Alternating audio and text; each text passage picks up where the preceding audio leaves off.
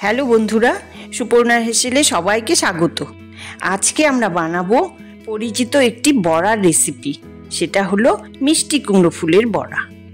প্রথমে আমরা ভিডিওতে ঠিক যেভাবে দেখতে পাচ্ছি সেভাবে ফুলের ভেতরের অংশটাকে ফেলে দিয়ে দেখে নিতে হবে ভেতরে পোকা আছে কিনা। তারপর যে পাপড়িগুলো আমরা পেলাম সেটা দিয়েই বড়া বানাবো। যেহেতু সকালবেলায় ফুলগুলো কিনে বিকেলে বড়াগুলো ভেজেছিলাম, তাই ফুলগুলো নেতিয়ে পড়েছিল।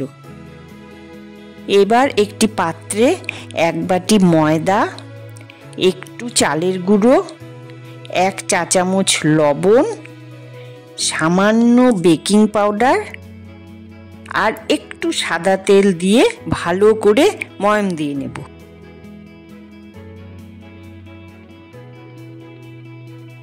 এবার অল্প অল্প জল দিয়ে মাখতে মাখতে ব্লেন্ডার দিয়ে ব্লেন্ড করে নিয়ে 1/2 চা চামচ হলুদ গুঁড়ো, 1 চা চামচ কাশ্মীরি লঙ্কার গুঁড়ো আর 1 চা চামচ গুঁড়ো চিনি দিয়ে ব্যাটারটি তৈরি করে নেব।